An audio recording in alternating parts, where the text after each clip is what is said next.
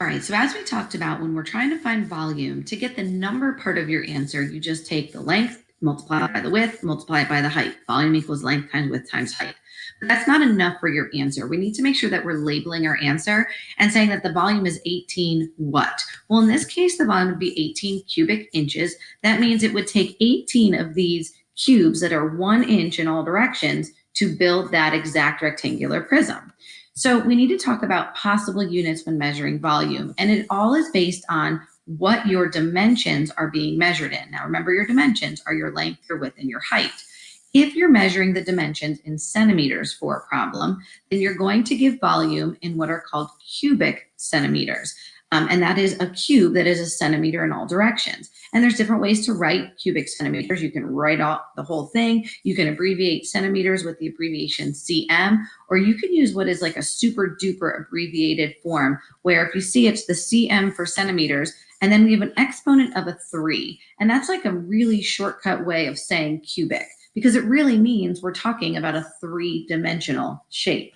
But if we're going to be measuring our dimensions for a problem in inches, then volume will be given in cubic inches. That is telling how many of these cubes that are an inch in all directions it would take to fill the space inside that 3-dimensional shape. Again, there's different ways to say cubic inches. You can write it all out, abbreviate inches IN, or even use the super abbreviated version with that little exponent of a 3 that means the same thing as cubic.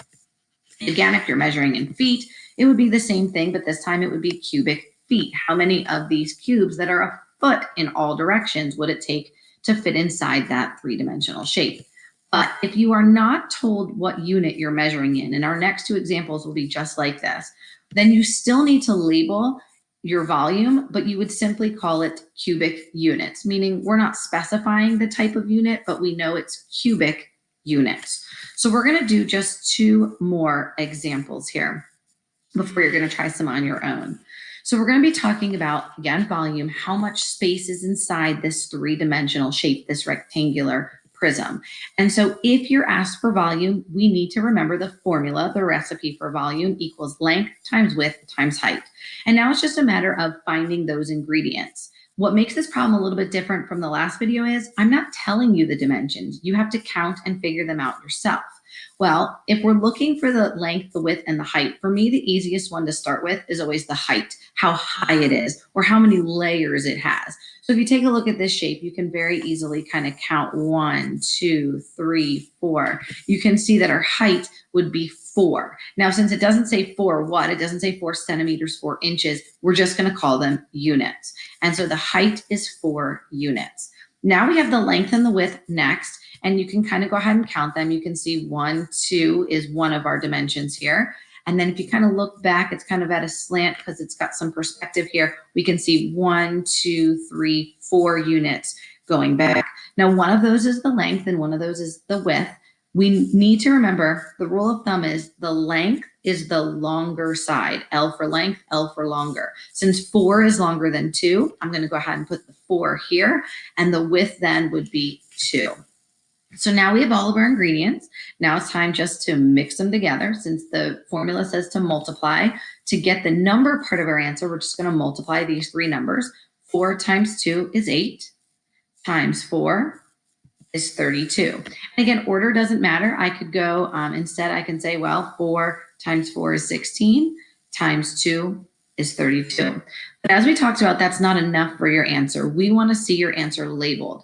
And since we're talking about volume, your answer needs to be given in some type of cubic units. And since the units aren't given, that's exactly how we're going to give our answer, 32 cubic units. And essentially what that means is it would take 32 of these cubes to build that exact rectangular prism with those exact same dimensions, or 32 of those cubic units could fit inside of this 3-dimensional rectangular prism. Let's go ahead and look at one more. Again, we're going to be looking for the volume of this rectangular prism. Volume equals length times width times height. So we're going to go ahead and find our ingredients. We know we need to count them ourselves since they're not labeled for us here. Again, I think height's the easiest one to see. You can see that there's 2 layers here, or it has a height of 2 units. So I'm going to fill that in first. And then you can see we have 2 other dimensions. If we count carefully, I can see 1, 2, 3 units going back. That's definitely always going to be the hardest one, so take your time. And then you can count going across 1, 2, 3, 4 units going across. And so again, one of those is the length, one of those is the width. The rule of thumb, the length is the longer side. And so between 4 and 3, the 4 is greater than 3. So we're going to put that for length, and that makes the 3 our width. And so now that we have our ingredients, we're just going to mix them together. Since the formula says we're multiplying, I'm going to go ahead and take 4 times 3, that's 12. And now I'm going to multiply that 12 by the 2, and that would be 24.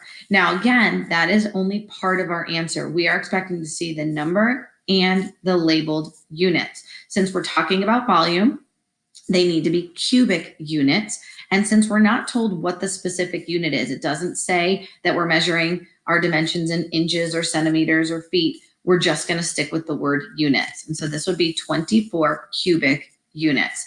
And again, what that means is it would take 24 of these cubes to build that shape, or it would take 24 to fill up the inside of that rectangular prism. You are now going to have 4 questions to try on your own on the next slide on scrap paper. And what you're going to do is, after you're done solving those 4, you're going to go to the next slide to check your own answers. Now, there's nothing for you to turn into your teacher today. This is a self-check day. But if you go and check your own answers and you get them wrong and don't understand why, you can't figure out where your mistake came from, that would be a good time to reach out to your teacher. Send them an email and say, can you explain this a little bit more to me? Because this is your time to kind of figure this part out before we take it to the next level tomorrow.